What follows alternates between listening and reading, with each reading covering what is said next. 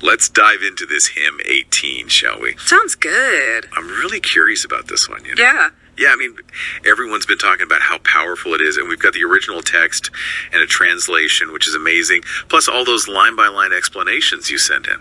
That'll be really helpful for us. It's like the perfect setup for a deep dive. Definitely is. One of the things that makes hymn 18 so fascinating is the way it's structured. You know what I mean? Oh, yeah. Tell me more. Well, it's not just pretty words, Each line kind of builds on the one before it. It's like it's building an argument almost. It really makes you think, reconsider what you believe. Oh, I see what you're saying. It definitely doesn't waste any time getting to the point. Right. Like that first line. You do not know happiness. Only pain is what you experience, O world. Whoa. I mean, talk about a strong start. It's like the poet is saying, hey, you think you know what happiness is, but you're totally missing out on the real deal. It's so true, isn't it? We chase all these external things thinking they'll make us happy.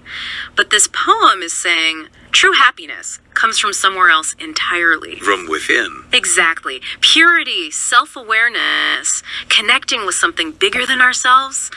That's where real joy comes from, according to hymn 18. Okay, so then it gets even more intense, right? The next line. Oh, yeah. You are knowledgeable about deceit. You are skilled in arguments, but you have no knowledge of purity. It's like a direct challenge. Absolutely. It's calling out all the ways we prioritize superficial knowledge and being clever over genuine understanding. Inner peace. It's like we get caught up in the how of things, all the strategies, manipulations, all that, but we miss the why. That deeper meaning that actually brings us peace. So we're stuck in this cycle of pain and deception, and then bam, it hits us with this. You do not know the world nor the supreme. What then do you understand? It makes you question everything, doesn't it? Makes you wonder what supreme even means here, right? Yeah, like what are we even talking about? It seems like it's pointing to a reality that's beyond our everyday experience. It could be something like the divine or ultimate truth. It's a concept you find in various spiritual traditions. Got it. So it's like the poem is saying, hey, don't think you got it all figured out. There's a whole other level of understanding out there. Exactly. And then it brings in mortality. Like, whoa, deep stuff. Oh, yeah. What is it? You understand the transient world, yet where will you go after death? Heavy. It is. But it's a timeless question, right? So many spiritual and philosophical traditions grapple with it. It reminds us that our time here is limited. And we have to decide what matters most. What really has lasting value. Yeah, because, all the stuff we chase after, that won't matter in the end. This poem is pushing us to think about what endures beyond our physical existence. Like, if we only focus on what's temporary, we miss out on a whole dimension of life. Okay, so then we get to this. You do not know the inner self, and you are ignorant of the knowledge that cannot be destroyed. Now we're getting into self-awareness and connecting with something eternal inside of us. This line is powerful. It suggests that true knowledge doesn't come from books or theories, but from deep down inside ourselves. Like exploring the depths of our being.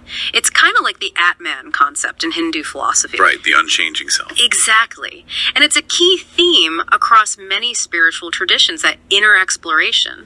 So it's like we've got this fleeting worldly knowledge on one hand and lasting wisdom from self-discovery on the other. Wow, this poem is packed. Absolutely. And it doesn't just point out the problem, it offers a solution. Oh yeah, what's that? You can attain the nectar-like grace if you reach the divine feet. This is where surrender comes in. Seeking something beyond ourselves. Yes. Nectar-like grace. It's such a beautiful image, isn't it? Oh, definitely. What do you think the poet was trying to convey with that phrase? It evokes this feeling of bliss, right? Fulfillment from connecting with the divine. Like a pure joy. Pure contentment. The poet is using such powerful imagery to make these abstract concepts more tangible, more relatable. And divine feet, that implies humility, right? Devotion. Absolutely. Surrender, completely letting go of the ego. It's a common theme in many traditions. Humility and devotion, essential for enlightenment. It's not about intellectual understanding. It's about heartfelt connection with something larger than ourselves. So we're being urged to let go of our limited perspective, open up to something bigger. Precisely, and then it gets personal. You were like one who did not recognize me, but now do you know me? It's like the poem itself is talking to us directly. It's a powerful shift. It's not just concepts anymore. It's calling us to recognize something profound. Moving from ignorance to recognition, this poem is actively trying to awaken something within us. And finally, the big reveal. I am the divine wisdom, praised by all, the Supreme Being, the Lord of Righteousness. Wow. It's like the poem itself is claiming to be truth. Bold statement, right? It takes the poem beyond just philosophy. It suggests these truths come from a living source, a divine presence that's everywhere. So it's definitely not just a passive observation. Yeah. It's a call to action, encouraging us to seek that connection with the divine. It really makes you think, doesn't it? How do we apply this to our lives? How do we move from ignorance and suffering to awareness and fulfillment? It's interesting, how Hymn 18 doesn't just gently suggest a new perspective. Yeah. It really challenges us, wakes us up to really examine our beliefs. It definitely confronts us, yeah.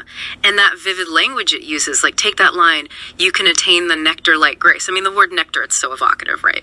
Sweetness, pleasure, deep satisfaction. It goes beyond just grace. It's almost tangible.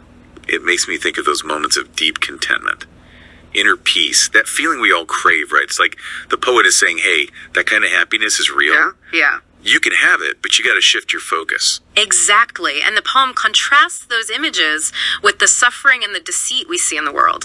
Hey, there's a better way. There's a path to true fulfillment. But you got to choose it. You got to choose it. And choosing that path, it takes effort, right? It's not about just accepting things as they are. It's about active seeking, understanding, living in alignment with what we discover. Absolutely. It's about awareness, conscious choices.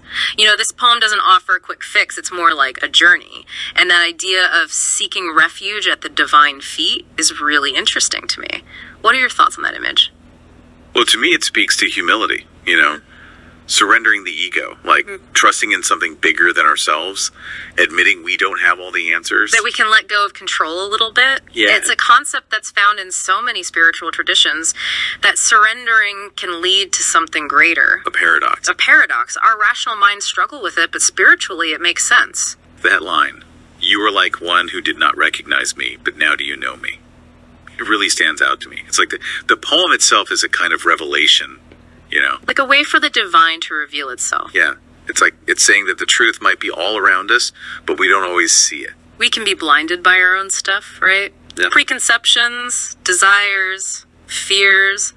The poem is like a chance to see things with new eyes, to recognize the divine both inside and outside of ourselves. It makes you wonder how often we miss those moments of revelation, because we're so caught up in our own thoughts and worries. That's something we all deal with. It's so easy to get lost in the everyday stuff, lose touch with that deeper longing for meaning, for connection. This poem, it reminds us to just pause, reflect, reconnect. With that part of ourselves that seeks truth and fulfillment. Yeah. It's saying, hey, wake up. There's more to life than just stuff and routines. It highlights the interconnectedness of everything, the divinity that's in everything and everyone. And then that powerful ending. I am the divine wisdom, praised by all, the supreme being, the Lord of righteousness. Talk about a bold statement. It leaves you thinking, for sure. It's a powerful reminder that the source of truth and wisdom, it's not out there somewhere. It's right here, inside of us. It's pointing us toward that inner light, that divine spark we all carry. Yeah. This whole section feels incredibly introspective, like it's guiding us inward, to explore our own depths. It's about looking beyond the ego, beyond those fleeting thoughts and emotions. To connect with that eternal, unchanging part of ourselves. Exactly. It aligns with so many spiritual traditions that emphasize self-realization as a path to knowledge, to liberation.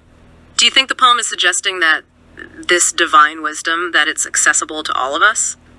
I think so, yeah. It's not about blindly following some dogma. It's about waking up to the truth that's already within us. Yeah. It's like we're all connected to this divine source, but it's up to us to cultivate that connection, to bring it into our lives. It's about going beyond just intellectual understanding. Embracing a more experiential approach to spirituality. Right. It's not just about knowing, it's about being. That makes me think about how we can apply these principles to our daily lives. How can we seek that nectar-like grace, surrender to something greater? How do we do that in our actions, our choices? It's a profound question. I think it might involve being more intentional about our choices. Instead of just getting swept away by life, we can pause, reflect, ask ourselves, is this action, is it in alignment with what I'm seeking? Does it lead to that nectar-like grace the poem talks about? I love that. It's like bringing awareness into everything we do. It is. It's about awareness. And maybe incorporating practices that nurture our spiritual growth, like meditation, spending time in nature, even small acts of kindness and compassion. Those are all great examples. It's about finding what works for each of us and making a conscious effort to cultivate that inner connection. It doesn't have to be huge, you know? Small, consistent steps. Yeah, small, consistent steps towards living in alignment with the poem's message. Exactly. It's a continuous journey. We're going to stumble, we'll fall back into old patterns, but the key is to keep coming back to that intention, that desire for something more. This poem reminds us that the path to true fulfillment, it's always there. If we choose to seek it. If we choose to seek it. Well, I feel like we've barely scratched the surface of this poem. It's so rich. Yeah. But hopefully, our deep dive has given you, the listener, some things to think about, some inspiration to keep exploring these themes. If this poem has spoken to you, go back to the text. Really spend time with it. Let the wisdom sink in. Let it unfold within you. Think about what it means for your life. As Hymn 18 reminds us, this journey towards truth and fulfillment, it's deeply personal. And we each have the power to discover that nectar-like grace inside ourselves. And remember, that divine wisdom, it's not something out of reach. It's within each of us, waiting to be discovered. Remember. Thank you for joining us for this deep dive into Hymn 18. We hope you've come away with a sense of wonder and a renewed appreciation for poetry and its power to guide us on our own journeys. You know, it's amazing how Hymn 18 manages to be both, like, comforting and challenging at the same time. Yeah. It acknowledges the suffering, the confusion we all experience, but it also points us towards something bigger, you know? It's like, it gets us. It gets our struggles. Huh? But it doesn't let us stay stuck there. Right. It's like a call to action. Oh, It makes me wonder, what would be some practical steps, you know, if we're using this poem as a guide? How could we cultivate that awareness, that connection it talks about?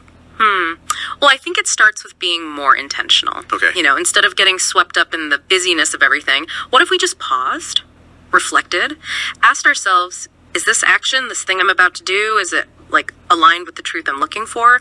Does it lead me towards that nectar-like grace the poem talks about? I love that. It reminds me of mindfulness exercises. You know, being present, making conscious choices instead of just reacting out of habit. Exactly. It's about bringing that awareness into every part of our lives.